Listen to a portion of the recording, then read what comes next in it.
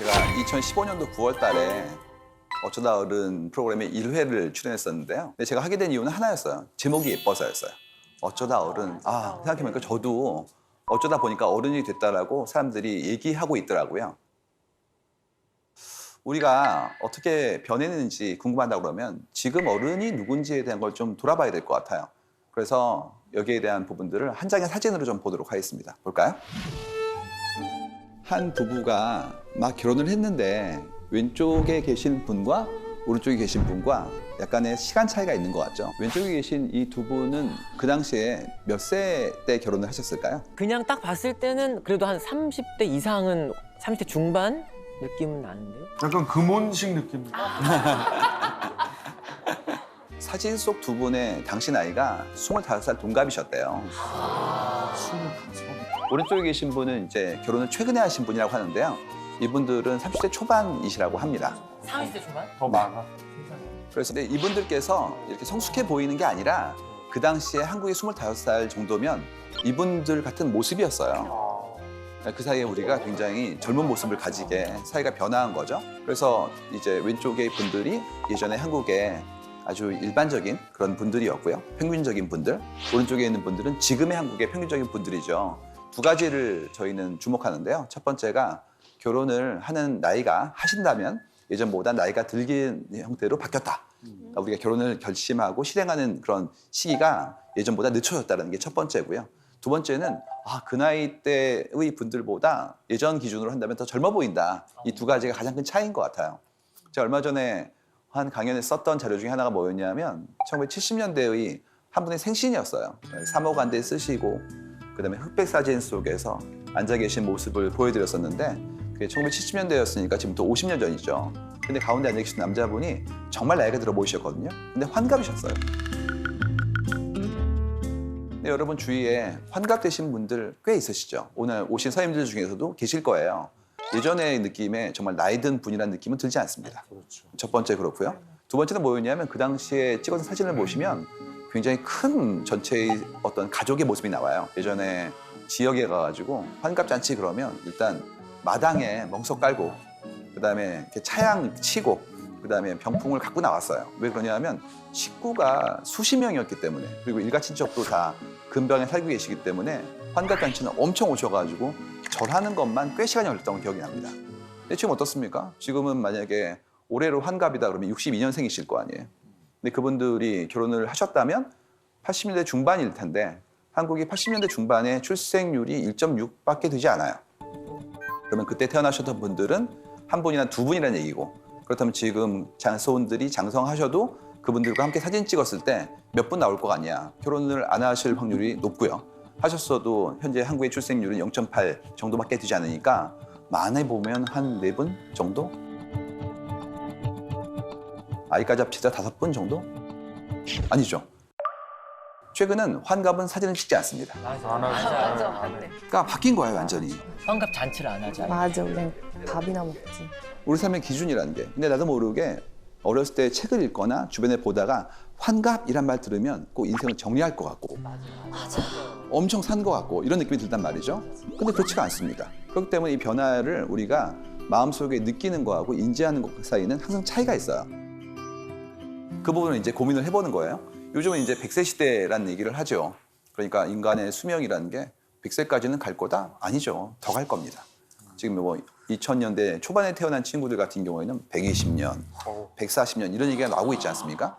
지금 추계로 봤을 때 2030년 정도가 되면 한국의 평균 수명이 이제는 거의 90살은 무조건 넘어간다라는 식으로 나오는 걸 봐서는 평균이 그러하다면 개인 차에 따라서 더 오래 사신 분도 나오겠죠.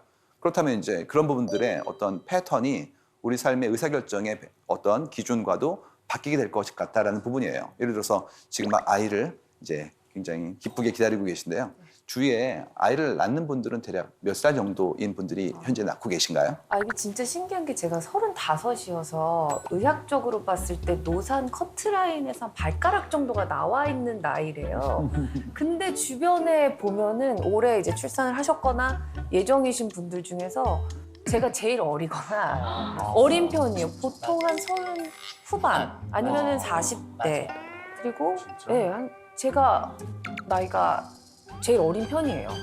실제로 35인데. 의학계에서도 그 기준을 네. 이제는 좀 더 성기게 하거나 늘려야 된다는 그런 얘기가 나오고 있더라고요.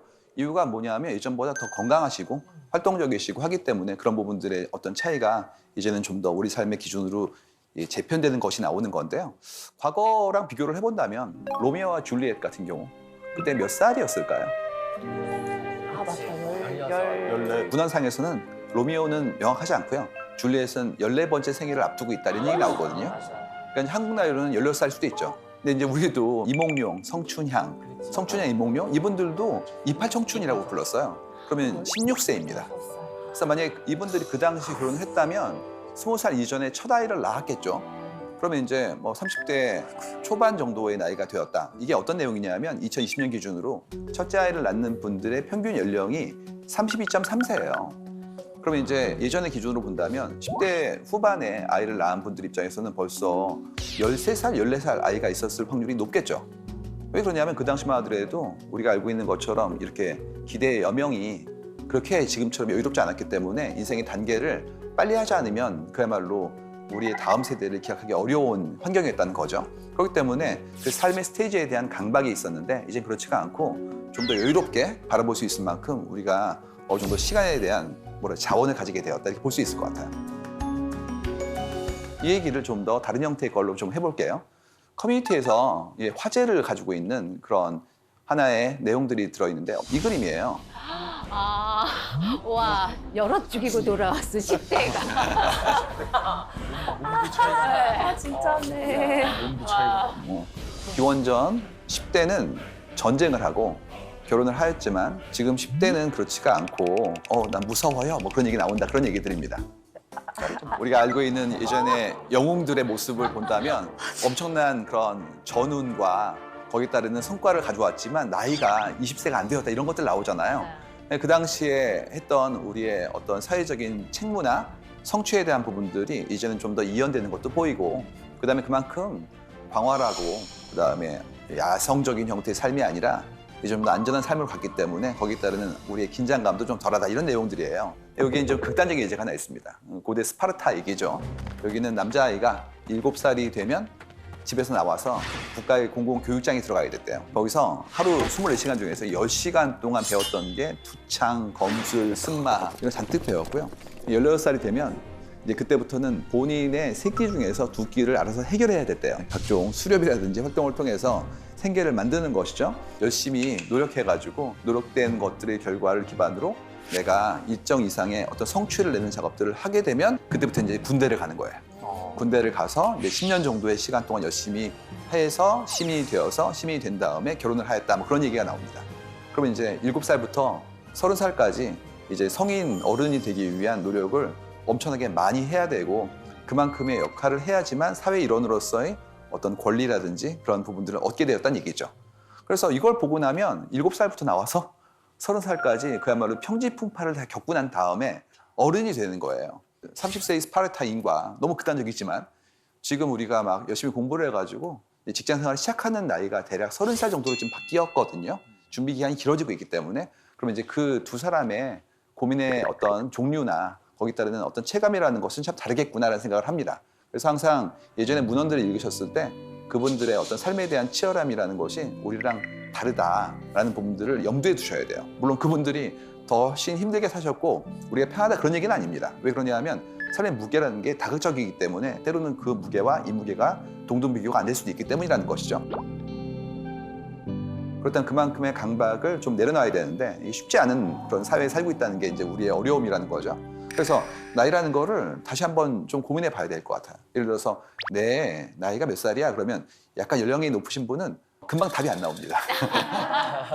또 있죠. 올해가 몇 년이지? 그거 잘 모르시는 경우도 있고요. 그다음에 제일 헷갈리시는 건 뭐냐면 달, 일은 거의 잊으시고 그다음에 요일만 기억하시더라고요. 그래서 내일이 뭐 토요일이야 뭐 이렇게.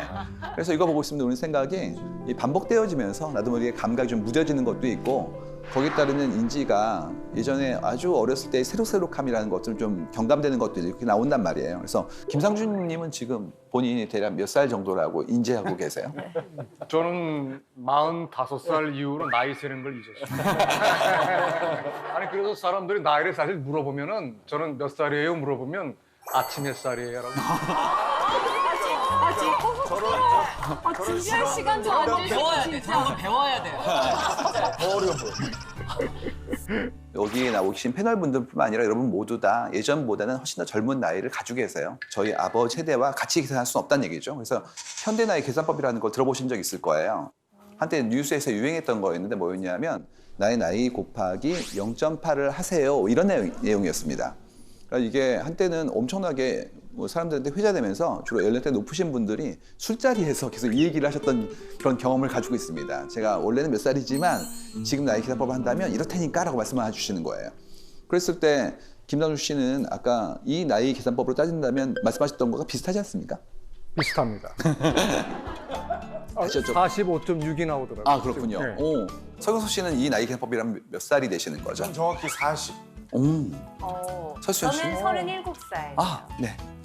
저 28살. 네. 저도 32살. 어. 네, 이렇게. 그래서 받았던 나에 대한 사람들의 기대나 인지와 비슷하게 나와야 되는데 이런 계산법이 왜 나오게 된 거냐에 대한 어떤 로직을 좀 설명드리고 싶은데요. 이 논리는 이겁니다. 현재 총인구 중에서 85세 이상인 인구 분포가 있거든요. 이 인구 분포가 50년 전에 68세 이상의 인구 비율과 비슷하다는 거예요. 그렇기 때문에 우리 전체 인류가 이렇게 건강하게 오래 사는 그런 비율이 일정히 움직였고 그렇기 때문에 68세는 현재 85세에다가 0.8을 곱한 거기 때문에 그걸 기반으로 현대 나이는 말이야 0.8을 곱해야 돼 라고 말씀을 주신 거예요. 우리 이걸 들으면 꽤 그럴싸해 보이기도 하고 일단 기쁘죠. 그렇지 않습니까? 뭐 만 나이로 했을 때 2살을 깎는다는 것만으로도 굉장히 흥분되었던 기억이 있는 분들이라면 충분히 그러하다고 볼 수가 있어요. 그래서 그렇게 본다면 60세는 48세, 그 다음에 70세는 56세, 그리고 80세 같은 경우에는 88이 64니까 64세가 되는 겁니다. 진짜 이 방송을 보시는 분들은 일단 너무 기뻐지시는 거죠. 그것만으로도. 실제로 그러할 정도로 우리의 건강 수명이 더 길어지고 있고 그만큼 활동성도 커지고 있으니까 말씀드릴 수 있을 것 같아요. 근데 이게 0.8은 뭐 매직 넘버로 곱하는 것이 옳다 이런 얘기는 아니에요. 왜 그러냐면 이 부분들이 지금보다 더 수명이 길어질 분들한테는 더 작아질 수 있습니다. 예를 들어서 우리 다음 세대가 뭐 140살 이상의 세월을 살 수 있다면 그분들 같은 경우에는 그렇지 않고 뭐 0.6이 될 수도 있는 것이고요. 뿐만 아니라 살고 있는 지역의 보건복지, 문화와 관습 이런 모든 것들이 내 생애 주기에 있어서의 나의 노쇠함이라든지 거기에 따른 활발함에 대한 부분들을 저해하거나 증진할 수도 있으니까 이 부분도 역시 달라질 수 있고요. 그리고 또 한 가지는 우리가 사는 사람들의 지금의 삶의 패턴 중에서 본인의 노력도 있거든요. 이런 것들이 연결되기 때문에 일률적으로 경감된다 볼 수는 없어요. 확실한 건 뭐냐면 현대 사람들은 자신의 삶을 더 길게 보고 있다는 거예요. 그럼 어떤 일이 생기냐면 조급함이 좀 덜어집니다. 그러니까 제 입장은 이거였단 말이죠. 빨리 뭘 해, 이거 있지 않습니까? 그래서 그 나이 단계별로 꼭 해야 될 어떤 태스크 같은 게 있었어요. 그러다 보니까 그만큼의 시기를 놓치면 그야말로 극복할 수 없을 만큼의 격차를 내 안에 남기는 것 같고 그 조급함이라는 것이 계속해서 내 삶을 이렇게 몰아가는 어떤 압박이 있었는데 이젠 그렇지가 않고 좀 쉬었다가 천천히 해도 돼 이런 부분들의 여유를 이제 우리한테 준 것이 아닌가라고 선물로 볼 수 있다는 얘기죠. 그래서 이런 부분들의 변화가 여러 사회의 곳곳에 조금씩 더 두드러지게 나타나고 있어요. 내가 내 스스로를 어떤 스테이지로 바라보고 있냐는 거예요.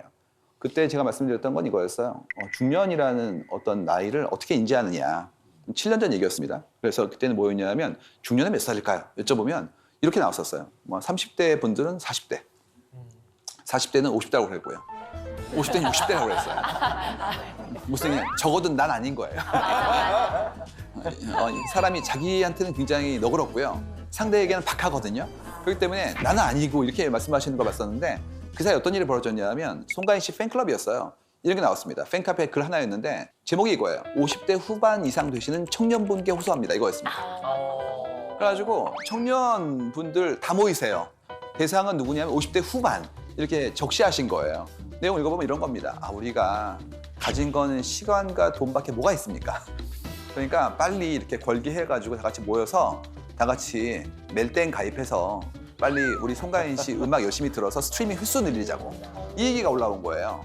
그래가지고 그때 알았던 건 두 가지였죠. 첫 번째가 뭐였냐면 50대 후반은 청년이구나 이걸 알게 되었고요. 두 번째는 뭐였냐면 이분들이 이제 새로운 미디어라고 불리웠던 스트리밍 서비스 그다음에 팬덤 문화 이쪽에 빠르게 들어오고 계시구나 이걸 알게 된 거예요. 예전 같았으면 그분들 같은 경우에 자기 자손분들이 무슨 팬클럽 활동한다고 그러면 이렇게 혼냈던 이분들입니다. 대신 그렇지 않고 본인이 막 분홍색 옷 입으시고 지방 공연 가시고 가서 막 몇 시간씩 댄스 하시고 굿즈 만들어서 뭐 서로 나누고 막 이러고 계세요. 더 무서운 건 자금력이 있으시기 때문에 밥차를 부르고 있습니다. 이 불과 7년 만에 일어난 일이에요. 그래서 알게 된 게 뭐였냐면 우리가 예전보다 더 젊게 살고 있구나. 그다음에 문화의 어떤 수용이라는 것들이 예전처럼 세대별로 다르지 않구나. 이런 것들을 알게 된 거고요. 또는 그런 걸 기반으로 우리가 해야 되는 건 뭐냐면 그분들이 예전처럼 그 스테이지에 이런 일을 하세요. 뭐 예전 같았으면 이런 거였죠. 나이가 드신 분들끼리 계신 곳에 가서 그분들끼리 함께 지내세요. 이게 아니라 여러 다양한 형태의 사람들과 함께 활동적으로 즐기시는 것들이 가능하다는 부분들이 보여지게 되는 거예요. 제가 얼마 전에 본 유튜브 동영상 다는 댓글이 뭐였냐면 이거였어요. 60대 청년인 나 입장에서 바라본다면 이거였습니다. 본인을 정말 그렇게 믿고 계신 거예요. 그렇기 때문에 우리가 알고 있는 기존의 유년기, 소년기, 청년기라는 부분들에 대한 정의가 다 달라질 것 같다. 넓어질 것뿐만 아니라 그만큼의 스테이지를 계속 구가하고 있다는 자신감으로 갈 수 있도록 어떻게 도울 것인가에 대한 것들도 좀 고민을 해봐야 되지 않을까 생각을 합니다.